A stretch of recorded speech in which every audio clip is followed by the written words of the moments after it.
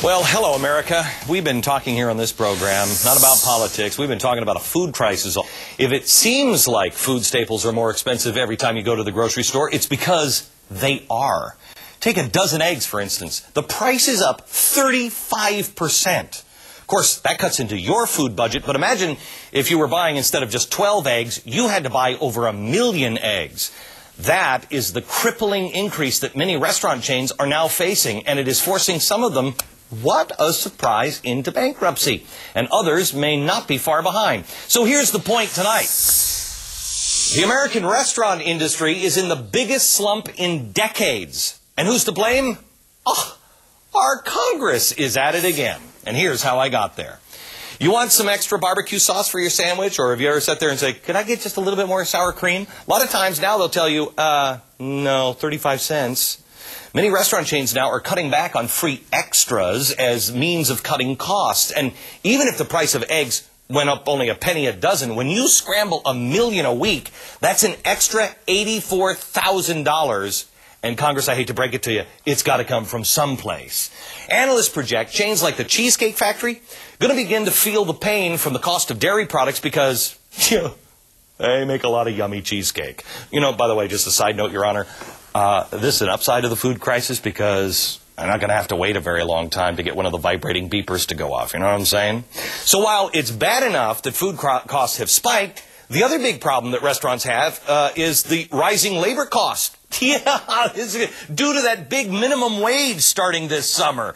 In some states, that will increase company labor cost as much as 12%. Thank you, Congress. I told you on this program months ago, forcing a hike in the minimum wage actually hurts Americans more than it helps. Congress thinks it puts more money into the pockets of workers, but that's wrong. These clowns don't understand how business works. What it really does is overburden business owners and prices them and their minimum wage earning employees out of business.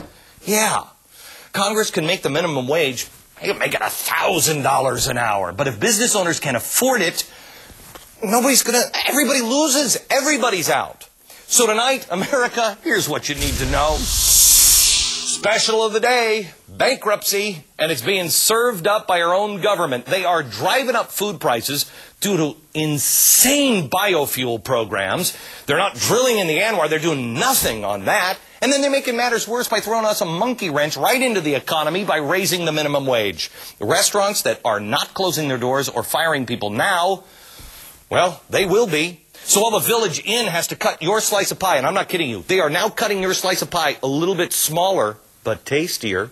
And Chili's is forced to hike the price of your baby back ribs. Washington, meanwhile, is spending billions on an invisible corn gas that none of us can buy. Who's using this stuff?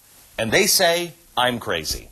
Jeff McCracken is the business reporter for the Wall Street Journal, and Josh Kern is the chief marketing officer for Vicorp. This is the company that was running the Village Inn, and well, actually still is. You guys declared bankruptcy, right? And you're just reorganizing?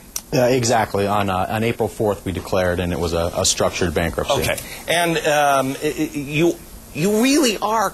You're talking about cutting your pie slices a little smaller. That's true. I mean, we are testing that. We're looking at pie slices, and can you get an extra slice out of a true pie cut? But it is something we're testing and seeing if our customers notice and if it's something that's going to work for us long term. We haven't done it chain wide, but, right. As you were mentioning, we were forced into really taking some sort of action. Okay, explain to the American people how bad it is with you guys. You were up $9 million in food costs in the last year. Right? Absolutely. It truly is the perfect storm when you have the economy where customers are just not coming through the door, and then you tack on what's happening in the commodities. We just aren't able to survive. And if we try and pass those prices on to our customers, they're just not going to come in. They're going to stay home. They're not going to go out for lunch or breakfast as they normally do. And so we really were feeling it from all sorts of different sides. All right. So, Josh, hang on just a second. Sure. Jeff, he just said it's the perfect storm. I've been saying for, I don't know how long, 2 years, what we have coming for us is the perfect storm. I'm reading your article today, and I'm like, perfect storm. Here it is. Agree or disagree? Agree, of course. The perfect storm is a phrase we heard from, I think, Josh's boss, as well as 5 or 6 other restaurant executives, people that study the restaurant industry. I mean, they're getting pinched from all sides. Okay. As Josh was indicating, the commodities go up and the consumer's not spending as much. It's just a real squeeze. Okay, now here's the really scary part, and maybe you can help me with this, Jeff. A lot of these businesses, you know, these big hedge funds and everything else, they all came in, they bought up these companies, and because money was, you know, hey, money was everywhere. Right. Now they're feeling the pinch. So the circle can be complete if people don't go in and buy food because they're now, you know, higher gas prices. The restaurants can't afford it because of minimum wage and higher gas and higher eggs. They go out of business. That puts pressure back on the mortgage, back onto the banks. Right. I mean, a good way of looking at it is a lot of these restaurants, or a lot of businesses, they're a bit like a subprime consumer who maybe should have only been getting a mortgage for a $100,000 house but got extended credit for a $150,000 house. Well, in the case of these businesses got more credit, more debt than probably they could handle. So they could barely cover the monthly payment or the quarterly payment in good times. And there wasn't a lot of room for error. Well, now we're in, you know, maybe a recession or at least a downturn, and they can't make the monthly payment. I know that was the situation with Vicorp.